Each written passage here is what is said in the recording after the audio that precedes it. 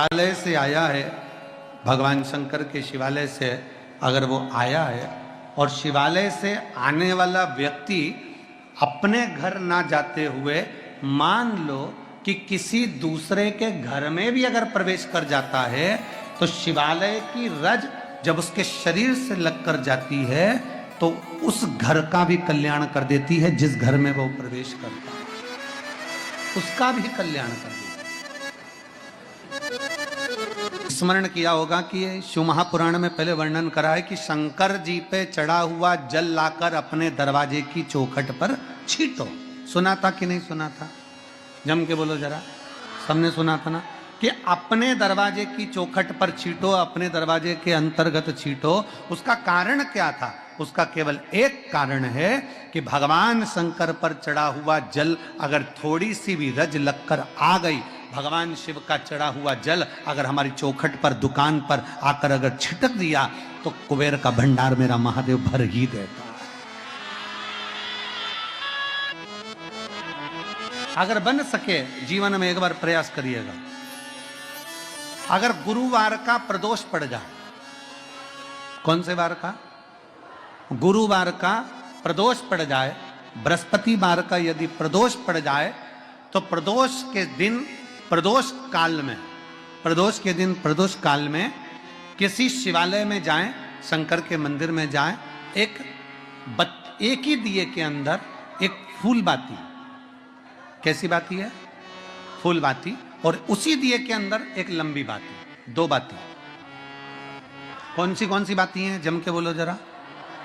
एक फूल बाती, एक लंबी बाती, दो बाती। एक ही दिए के अंदर फूल बाती, लंबी बाती दोनों रख लें। थोड़ा सा घृत की बातियां, तेल की बाती नहीं, घी की बाती रखें और दोनों बातियां उसमें रखकर 3 बेलपत्र भगवान शंकर के मंदिर में लेकर जाएं। दिए को भी प्रज्वलित नहीं करना है। पहली बेलपत्र नंदीश्वर की जो ऊपर का भाग होता है जिसको हम शिव तत्व भाग कहते हैं, नंदी के पीठ पर एक भाग होता है जिसको शिव तत्व भाग कहा जाता है, वो नंदी की पीठ पर जो भाग है वहां पर एक बेलपत्र समर्पित करें। दूसरा बेलपत्र आप जो माता पार्वती जी का, जैसे ये शिवलिंग है और ये गोल भाग है, ये माता पार्वती जी का हस्तकमल है, तो माता पार्वती जी का जो हस्तकमल है, इस हस्तकमल पर कहीं पर भी एक बेलपत्र आप समर्पित कर दें। और तीसरे नंबर की जो बेलपत्र है वो भगवान शंकर पर समर्पित कर दें। जो दिया आप लेकर गए हो मंदिर में, उसी दिए को नंदी और महादेव इन दोनों को दर्शन कराते हुए अगर मंदिर के अंदर लगाने दें दिया तो ठीक है, ना लगाने दें तो दीप को बीच में बस स्पर्श कराकर भले बाहर जाकर लगा दो, पर प्रयास करो वो दीप वैसे तो बीच में नंदी और शिव के मध्य में वो दिया स्पर्श होना चाहिए। जैसे ये नंदी है और ये शिव है तो इसके मध्य में दीप स्पर्श कर ले, भले उसको जलाने ना दे पर स्पर्श मात्र कर कर अगर आपने एकांत में कहीं पर भी ले जाकर लगा दिया, उस दीप को जला दिया, तो गया हुआ कितना भी करोड़ रुपया हो वो धीरे धीरे कर कर गया हुआ धन हमारा वापस आता ही है। कोई खाकर भी बैठ गया तो देगा जरूर, वो धन आएगा जरूर, कैसे भी आएगा पर अपनी संपदा वापस। शिव तत्व की प्राप्ति है, भगवान शंकर की प्राप्ति। सबका किया है मेरा भी उद्धार कीजिए, उद्धार कीजिए, है त्रिपुंडधारी है त्रिशूलधारी। आप दिल से जब बाबा से कहेंगे, अपने मन से जब भगवान को प्रार्थना करेंगे, अपने हृदय से जब शिव को पुकारेंगे, क्यों ना मिलेगा? गया हुआ धन केवल चौखट पर स्पर्श मात्र करा था पारो के पुत्र ने, और स्पर्श मात्र करने से उसका पूरा घर से लड़कर नहीं, झगड़कर नहीं, क्लेश कर नहीं। अगर घर में लड़ाई भी हो गई ना, झगड़ा हो गया तो थोड़ा रुक जाओ, अब थोड़ी देर से जाऊंगी, पर मुख उतार कर झगड़ा करके लोटा लेके भाग के शंकर के मंदिर नहीं जाऊंगी।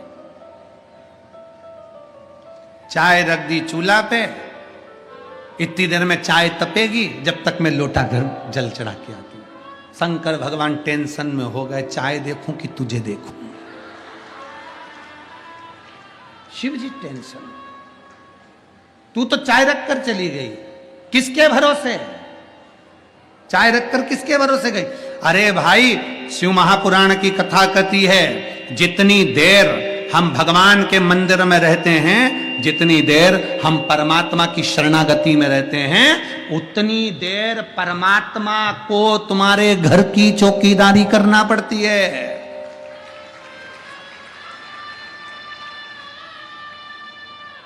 हम तो देव स्वयं कामदेव को भस्म कर कर पार्वती जी से मंगल विवाह करने के लिए आतुर हुए। विवाह की तैयारी हुई। मेरे ओगढ़ दानी शिव शंकर का माता पार्वती जी के साथ में विवाह हुआ। विवाह होने का केवल एक कारण था, तारकासुर का संहार, क्योंकि तारकासुर का वध भगवान शंकर के पुत्र द्वारा ही होना था, भगवान शंकर के बेटे द्वारा होना था।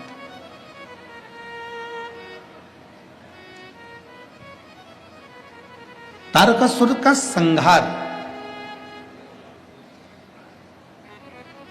तारकासुर को मारने के लिए भगवान शिव का विवाह करना बहुत जरूरी है।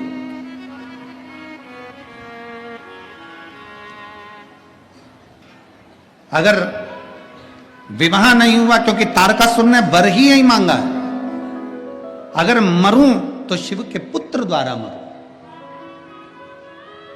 आपको पहले भी कथाओं में कहा कि भगवान शंकर का कोई द्रोही नहीं है, भगवान शंकर का कोई दुश्मन नहीं है, भगवान शंकर का कोई विरोधी नहीं है। शंकर भगवान के सब पक्ष वाले हैं, शिव का कोई विरोधी नहीं।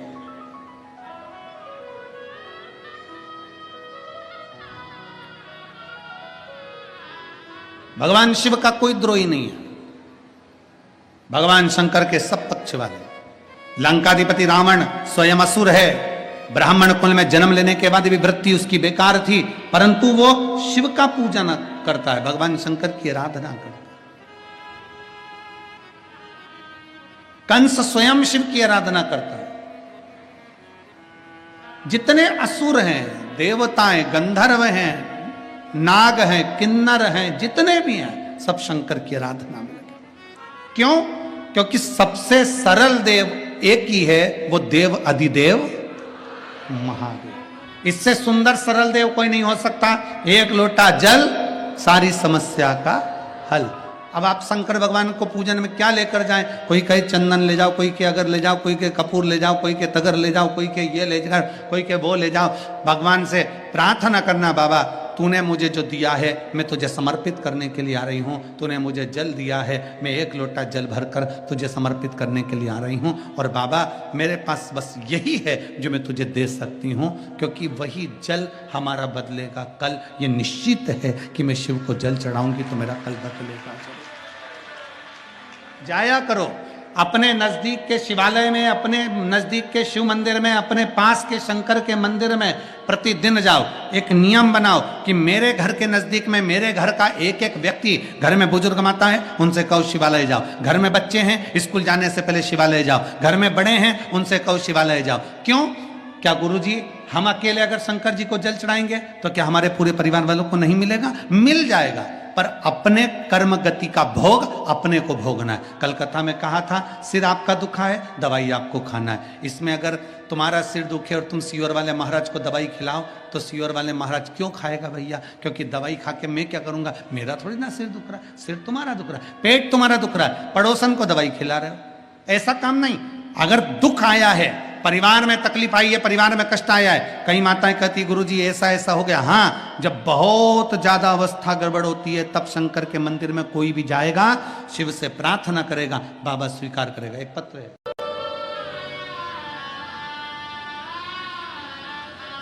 रोटी के 4 हिस्से होते हैं। सबसे पहले नंबर की रोटी किसकी बनती है? जम के बोलो जरा, जम के, गाय।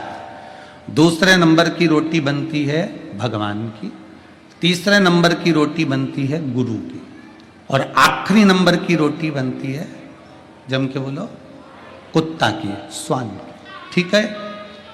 रोटी के 4 हिस्से हैं। पहले नंबर की रोटी आज के समय में गौ माता के मुख में नहीं जाती। क्यों? क्योंकि बड़े बड़े शहरों में गाय नहीं मिलती, बड़ी बड़ी सिटियों में गौ माता मिलती नहीं है।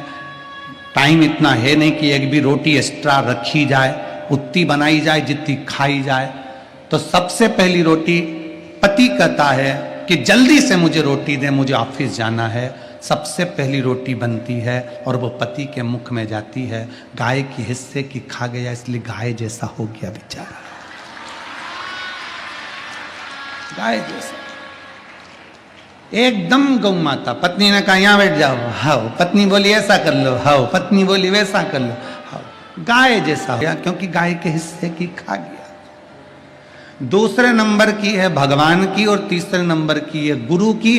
बच्चे ने कहा मम्मी टिफिन दे, मेरे को स्कूल जाना है। माँ ने जो दूसरी तीसरी रोटी थी गुरु के हिस्से वाली, वो टिफिन में रख दी। इतना इतना सा बच्चा ने वो गुरु के हिस्से की रोटी खा ली, जितना तो घर का बुढ़ा नहीं बोले, औलाद इतनी बोले गुरु जैसा ज्ञान देती, क्योंकि गुरु के हिस्से की खा गए महाराज, गुरु के हिस्से।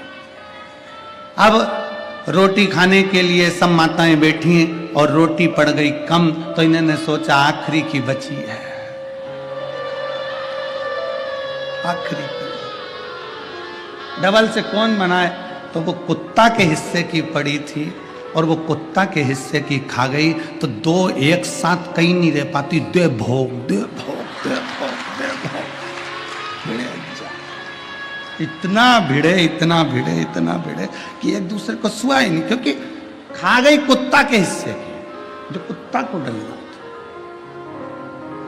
जैसे कुत्ता को देखकर कुत्ता नहीं सुआता, उसी तरह कुत्ते के हिस्से की रोटी खाने वाला आपस में एक दूसरे को नहीं सुहाता। जितने किचन में होते हैं, रसोई घर में होते हैं, शब्द सुनकर भगवान शंकर के, जिन्होंने शंकर भगवान के मुख से कथा सुनी हो, तोते के बच्चे के रूप में अंडे में से बाहर निकलकर कथा जो सुने हो, वो तोते के बच्चा सुखदेव के रूप में जो प्रगटा हो, जिसने शिव जी के मुख से कथा सुनी हो, फिर उसको दूसरी कथा का स्मरण नहीं होता। जो एक बार भगवान शंकर की कथा में डूब जाता है ना, तो टीवी पर भी वो रिमोट लेकर वो शिव पुराण ढूंढता रहता है कि कब मिलेगी कथा सुन।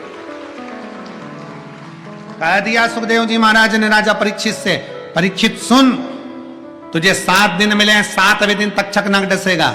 सारे महाराजों ने तुझसे कह दिया कि कथा हम तुझसे यज्ञ करवाएं, अनुष्ठान करवाएं, ये करवाएं वो करवाएं, पर मैं सुखदेव तुझसे कहता हूं, ये मत सोचना कि मैं तेरे प्राण बचा लूंगा। मरेगा तो तू पक्का, निश्चित है कि तुझे मरना है, पर इतना जरूर है कि मरते समय तुझे संसार का भान नहीं होगा, परमात्मा का भान होगा अगर मैं कथा सुना दूंगा।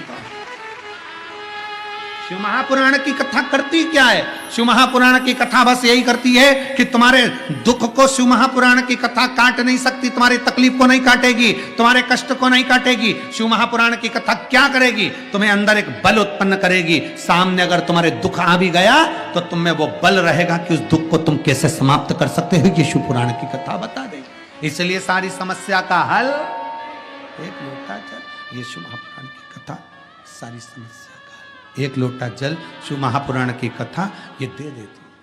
आपके जीवन में जो तकलीफ है, आपके जीवन में जो दुख है, आपके जीवन में कष्ट है, आपके जीवन में जो तकलीफ है, आपके जीवन में जो कष्ट है, आपके जीवन में जो दुख है, आपके जीवन में जो कष्ट तकलीफ दुख है, वो आपके जीवन का दुख तकलीफ कष्ट केवल आपके एक लोटा जल से मिट सकता है।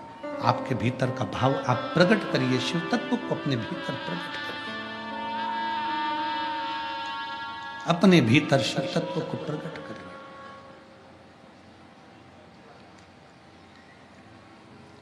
तुम इतने प्रसन्न क्यों जा रहे हो? तुम इतने प्रसन्न क्यों? मैं अपने